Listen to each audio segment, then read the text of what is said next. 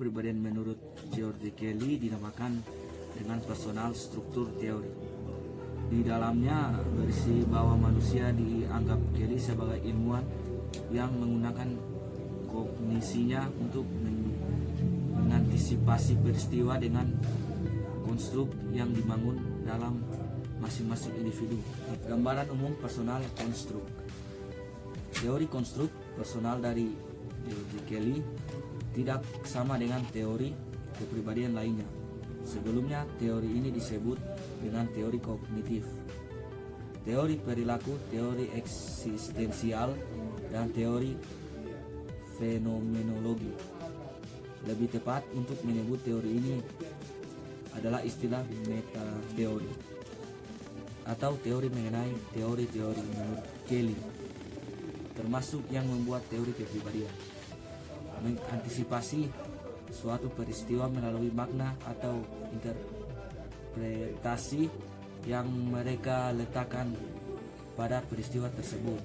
Makna atau interpretasi ini disebut dengan konstruk. Asumsi dasar. Teori konstruk personal dinyatakan dalam suatu asumsi dasar dan dielaborasikan oleh 11 konsekuensi pendukung. Asumsi dasar menyatakan bahwa proses dari seseorang diarahkan melalui jalur-jalur psikologis oleh cara-cara ketika orang tersebut mengantisipasi peristiwa-peristiwa. Dengan perkataan lain, perilaku manusia, pikiran, dan tindakan diarahkan oleh cara mereka melihat masa depan. Asumsi ini tidak dimaksudkan sebagai pernyataan atas kebenaran yang bersifat absolut, melainkan asumsi tentatif yang terbuka untuk dipertanyakan atau dikaji secara ilmiah. Pandangan filsafat Kelly. 1. Pribadi sebagai ilmuwan. Seperti semua orang lainnya, termasuk para ilmuwan, persepsi tentang realitas diwarnai oleh konstruk pribadi masing-masing, dan dengan cara yang sama semua orang mencari makna, melakukan pengamatan, merumuskan teori, membuat hipotesis, mengetes hipotesis yang masuk akal, dan mencari kesimpulan dari eksperimen tersebut. Kesimpulan ini masih terbuka untuk dipertimbangkan ulang dan dirumuskan kembali. Kelly sangat berharap manusia secara individual dan kolektif akan menemukan cara terbaik untuk merestrukturisasi hidup mereka lewat pembayangan dan prediksi semacam ini. 2. Ilmuwan sebagai pribadi. Kesimpulan seorang ilmuwan harus tetap ditanggapi dengan sikap skeptis, sama seperti kita ingin menggunakan suatu pendekatan untuk menganalisis perilaku. Setiap pengamatan ilmiah dapat dilihat dari berbagai perspektif.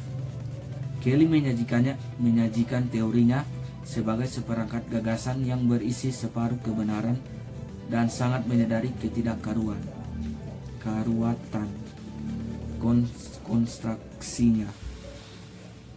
Kelly berharap teorinya dapat dibuang dan digantikan oleh teori kepribadian lainnya yang lebih baik, mendorong para teoritis baru untuk bisa merevisi teori-teori yang sudah ada. 3. Alternativisme konstruktif.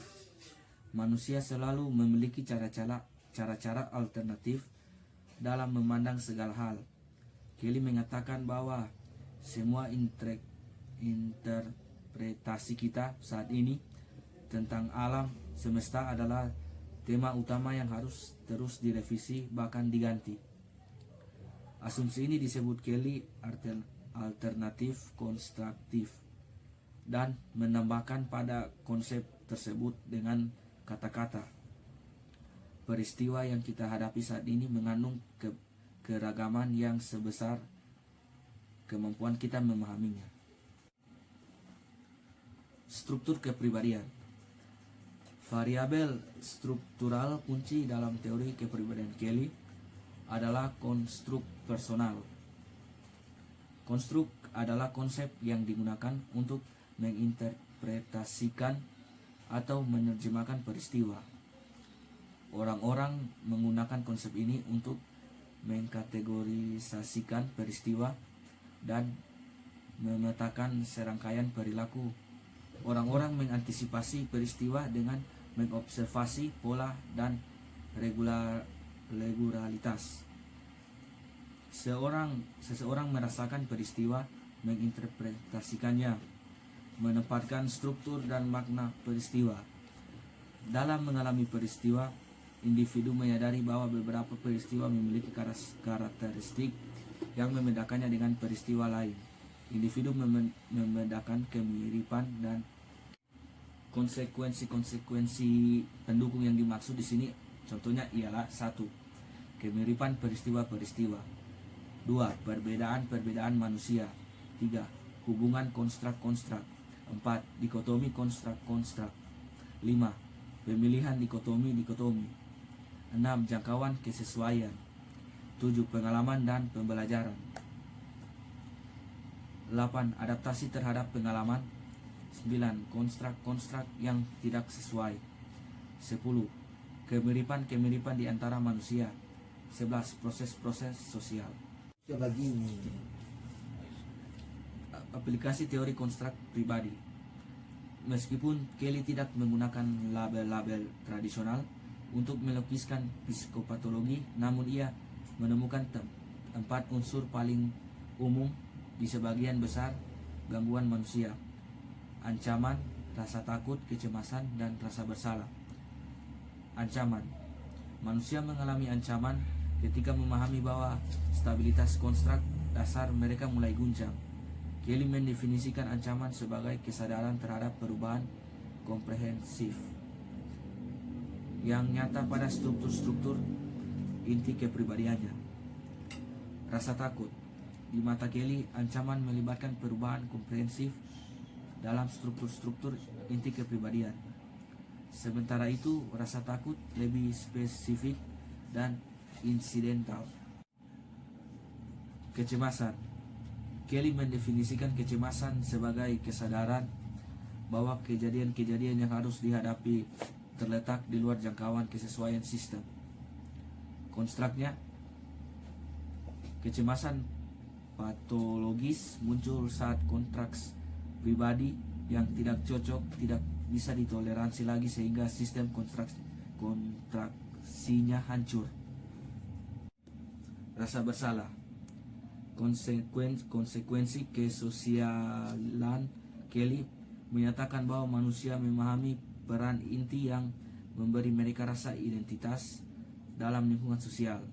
Namun jika peran inti itu lemah atau hancur, manusia akan mengalami rasa bersalah.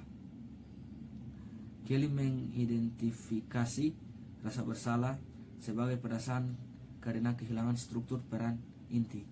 Artinya, manusia merasa bersalah ketika sikap dan cara-cara yang tidak konsisten dengan pengertian siapa dirinya. Sekian dari saya, terima kasih.